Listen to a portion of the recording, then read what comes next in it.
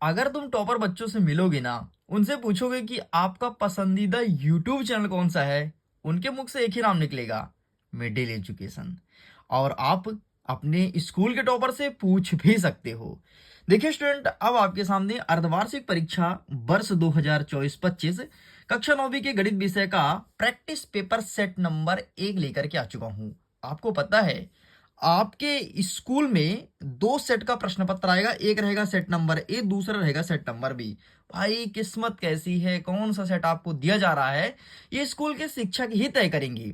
अच्छा, middle education फिर क्या करेगा? मिडिल एजुकेशन आपका टॉपर बनाएगा, आपके सामने दो सेटों में अभ्यास प्रश्न लेकर के आएगा। एक रहेगा सेट नंबर एक, दूसरा रहेगा सेट नंबर दो। अभी तो मैं तुम्हारे सामने सेट नंबर एक रख रहा हूं, एंड जैसे ही ये कंप्लीट होता है, तुम अच्छे से पढ़ लेते हो, सेट नंबर दो भी तुम्हारे सामने आएगा। तुमको पता है, ये हमारा पार्ट नंबर फर्स्ट नहीं है, बल्कि ये हमारा पार्ट नंबर सेकंड है। ऑलरेडी पार्ट नंबर फर्स्ट सारे क्वेश्चंस अपलोड कर दिया हूं, आसान भाषा में समझाया हूं कि क्वेश्चंस को किस प्रकार से सॉल्व करना है।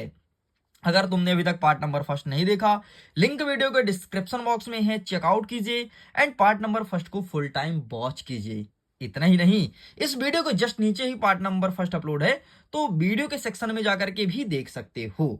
तो चलिए स्टूडेंट्स, हम फटाफट अपने वीडियो को स्टार्ट कर लेते हैं। पार्ट नंबर सेकंड मतलब आगे के क्वेश्चंस को जल्दी से जल्दी कवर करते हैं। पार्ट नंबर फर्स्ट में मैं इन सारे क्वेश्चंस को बहुत अच्छे से कवर किया हूं, एक एक चीज को आसान भाषा में समझाया हूं। एंड हम जैसे ही इसके पेज को पलटते हैं, तो ये रहा आपके सामने दूसरा पेज, एंड यहां तक मैं सारे क्वेश्चंस को कवर कर लिया हूं। इस वीडियो में मैं कवर करूंगा प्रश्न क्रमांक 9 से, जी हां आपने सही सुना, प्रश्न क्रमांक 9 से आगे बढ़ेंगे और 23 तक चलेंगे, और सारे क्वेश्चन आंसर को चुटकियों में सॉल्व करेंगे, आसान भाषा में समझेंगे कि क्या होगा इनका सही उत्तर। तो चलिए हम सबसे पहले देखते हैं, हमारा प्रश्न क्रमांक 9 कह रहा है कि कार्तिकी तल में किन्हीं किसी बिंदु की स्थिति निर्धारित करने वाली क्षैतिज और ऊर्ध्वाधर रेखाओं का नाम बताना है।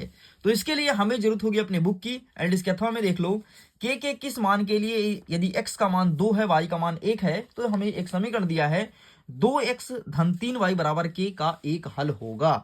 तो आइए फटाफट इसके आंसर्स को मैं कवर करता हूं। तो सबसे पहले ऊपर वाले का आंसर देखते हैं, आपके सामने यहां पर अवेलेबल है ऊपर वाले का आंसर, ठीक है। ये रहा प्रश्न एंड ये रहा इसका उत्तर, तो आप आंसर का स्क्रीनशॉट ले लो, इतना तुमको लिखना है। आगे देख लेते हैं इसी के अथवा में क्या कहता है। अथवा में जो प्रश्न है उसका उत्तर दिखा देता हूं, के वाला, ठीक है। इन सब क्या आंसर का स्क्रीनशॉट लेते जाना फटाफट।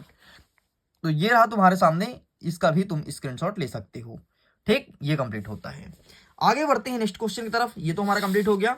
आगे बढ़ते हैं प्रश्न क्रमांक 10वां नंबर कहता है, हमें एक बिंदु दिया है 4 और 5, दूसरा दिया है 5 और -6, तीसरा दिया है 0 और -5, 2, 3 और 4, 5 को कार्तिकेय तल में निर्धारित कीजिए। मतलब हमें जो आपका पॉइंट होता है ना, 4 इस प्रकार से चित्र होता है, देखे होगे यहाँ पर मूल बिंदु का निर्देशांक हमेशा 0 0 होता है, ठीक। तो इसी में इसे निर्धारित करना है कि कौन सा कहां पर स्थित होगा।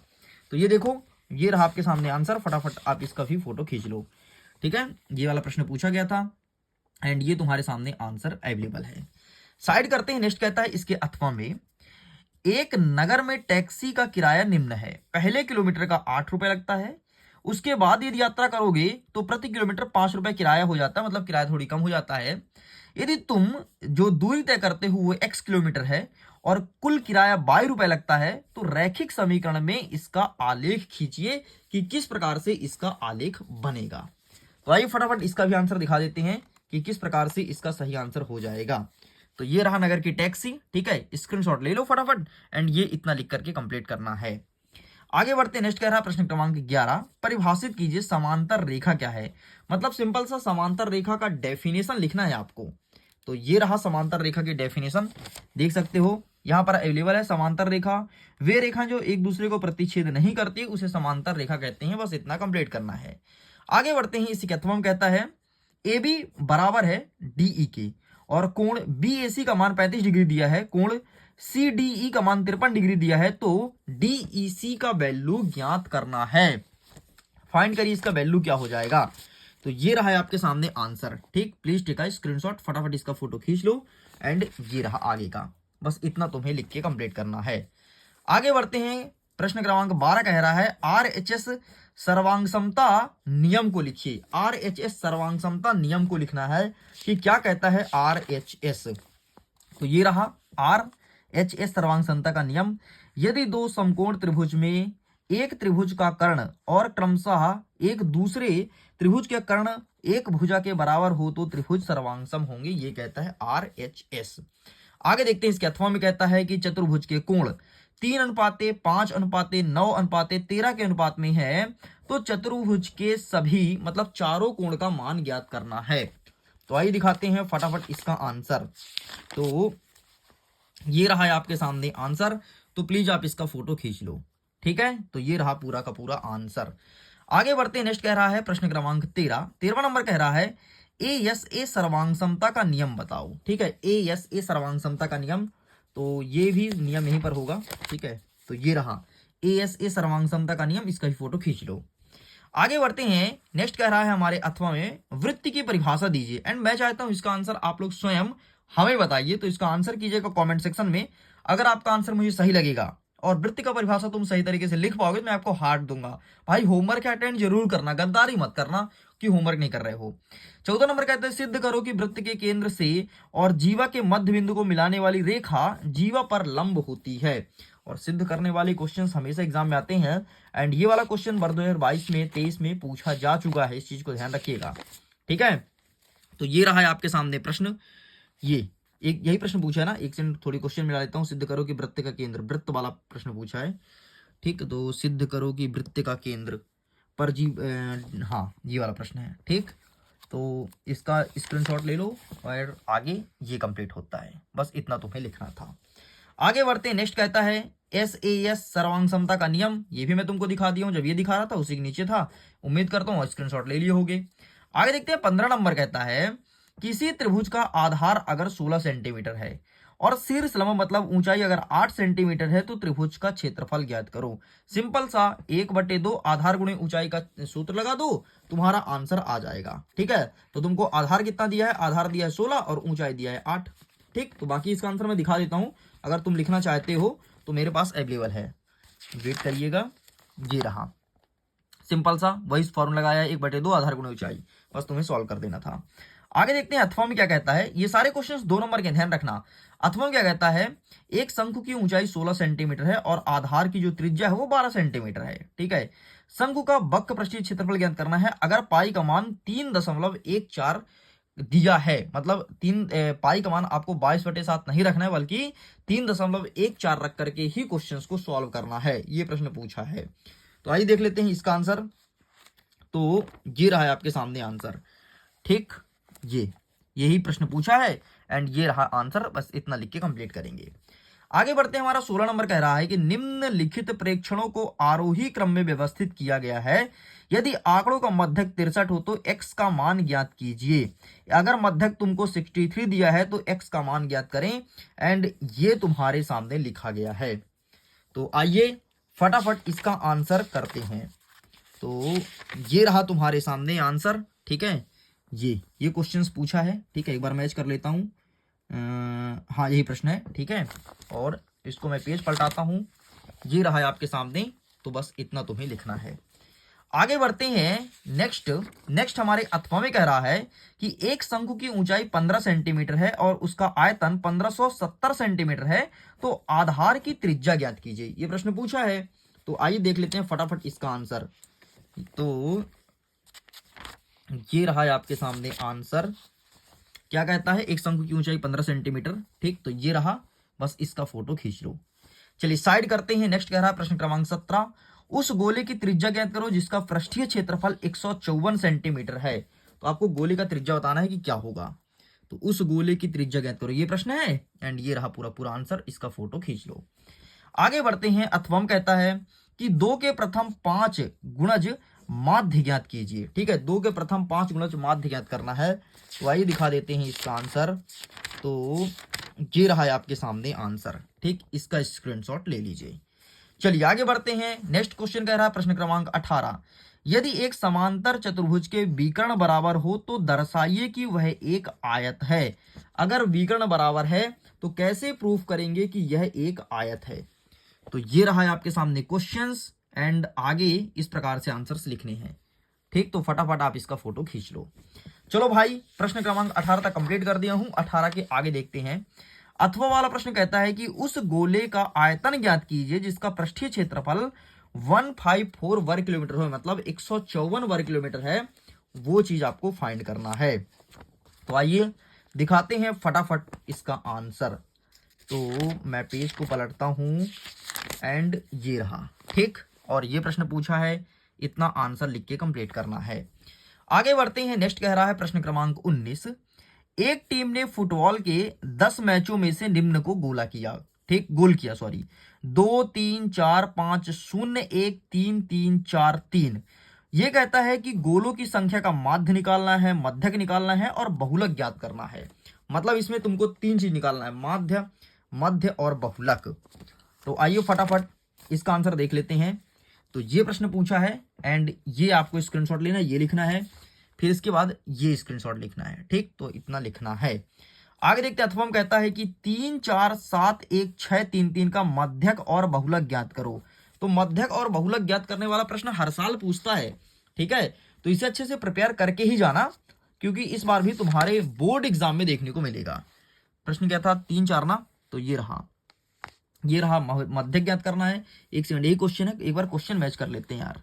ठीक है, 3 4 7 ये वाला प्रश्न नहीं है, वेट, ये वाला प्रश्न है। ठीक है, ये आपको फाइंड करना है, यहां पर लिखा गया, स्क्रीनशॉट के ले लो। आगे बढ़ते हैं। 20वां नंबर कह रहा है सिद्ध कीजिए कि एक चतुर्भुज के विकर्ण एक दूसरे को समद्विभाजित करते हैं तो वह एक समांतर चतुर्भुज है। ये 3 नंबर का प्रश्न है। हमें सिद्ध करना है कि विकर्ण एक दूसरे को परस्पर समद्विभाजित करते हैं। तो आइए दिखाते हैं। ये रहा है आपके सामने आंसर।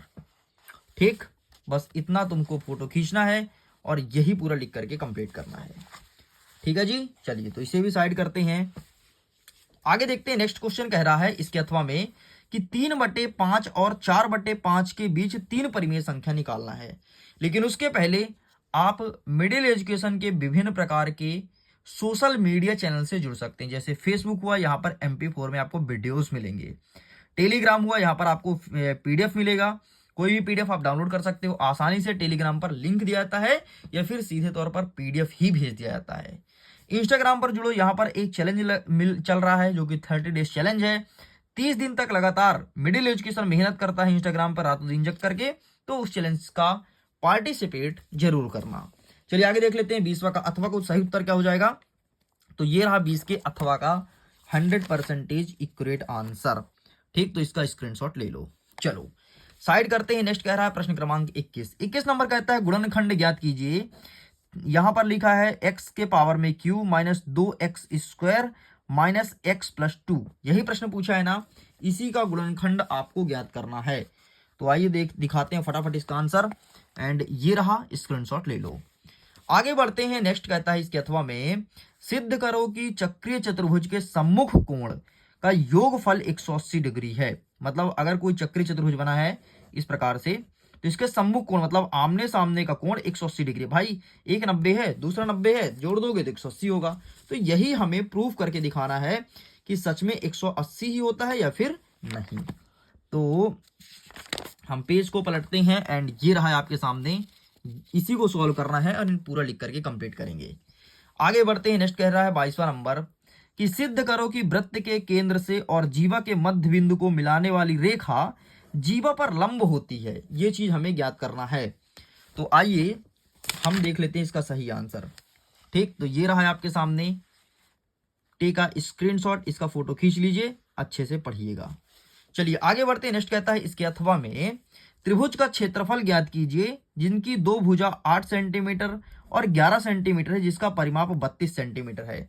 मतलब त्रिभुज का जो हमें क्षेत्रफल बताना है, ठीक है, जिसकी एक भुजा 8 है, दूसरी भुजा 11 है, और इसकी परिमाप मतलब इस प्रकार से जो त्रिभुज बनता है इसके चारों तरफ की माप 32 सेंटीमीटर है। ये चीज हमें फाइंड करना है।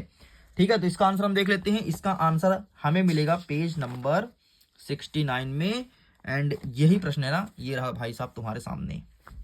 चलो साइड करते हैं। अंतिम प्रश्न, प्रश्न क्रमांक 23वां नंबर कह रहा है एक त्रिभुजाकार पार्क ABC की भुजा, ठीक है, त्रिभुजाकार पार्क है, मतलब पार्क का डिजाइन कुछ इस प्रकार से है।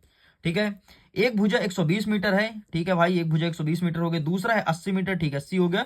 तीसरा 50 मीटर, 50 हो गया। इस प्रकार से तुमको भी हमेशा चित्र ड्रॉ करना है पहले, ठीक है। आगे कहता है कि एक मालिन धनिया को इसके चारों ओर एक बाड़ा लगानी है और इसके अंदर घास उगानी है। मतलब इसके चारों तरफ एक बाड़ा लगाना है, बाड़ा मतलब बारी, और घास अंदर उगाना है। तो उसका क्षेत्रफल में कितनी घास उगानी है, ये चीज पूछा गया है। तो ये रहा तुम्हारे सामने, ठीक, ये रहा। इसका फोटो खींच लो एंड ये तुम्हारा फाइनल आंसर इतना आएगा।